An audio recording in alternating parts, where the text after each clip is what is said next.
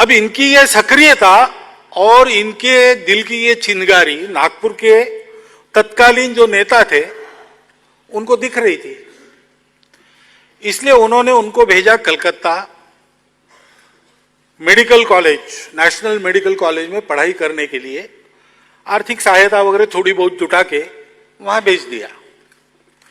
पढ़ाई का तो बहाना था, मुख्य उद्देश्य था इनको भेजने का कि वहां पर देश भर के क्रांतिकारकों की कोऑर्डिनेशन कमेटी कलकत्ता में थी, अनुशीलन समिति उसको कहते थे।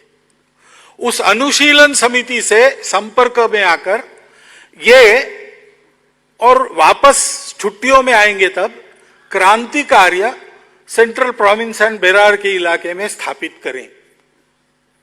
और दोनों काम डॉक्टर साहब ने बखूबी किए। मेडिकल कॉलेज की परीक्षा भी, अंतिम परीक्षा 4 वर्षों के बाद फर्स्ट क्लास में पास हुए और इन 4 वर्षों में अत्यंत कड़ी परीक्षाएं देकर उस क्रांतिकारक समिति के कोर कमेटी में उनका प्रवेश हुआ। उनका कोड नेम उस समय कोकेन था।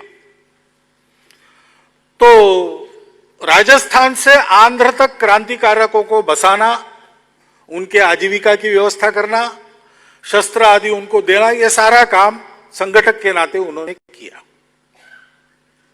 आगे चल के क्रांतिकारक आंदोलन भी उस समय वो चरण असफल हो गया।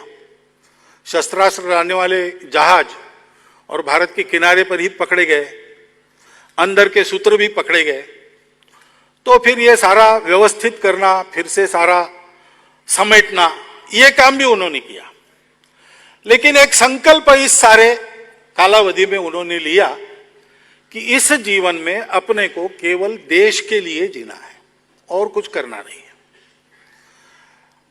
कॉलेज की परीक्षा पास होते ही प्रिंसिपल ने उनको कहा कि तुम अगर जाना चाहते हो तो ब्रह्मदेश में, बर्मा में तुम्हारे लिए एक अच्छी नौकरी है, 3000 रुपए वार्षिक वेतन मिलेगा।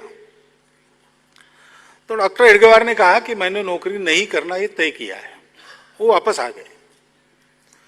डॉक्टर बना हुआ व्यक्ति उस जमाने में उस पूरे इलाके में 7500 से ज्यादा डॉक्टर नहीं थे। अगर प्रैक्टिस करते तो बहुत पैसा खींचते, लेकिन उनका तो तय था कमाना नहीं, देश के काम में पूरी तरह लग जाना। लेकिन डॉक्टर बनकर आए, इसलिए विवाह के भी प्रस्ताव आने लगे। तो उन्होंने अपने चाचा को पत्र लिखा।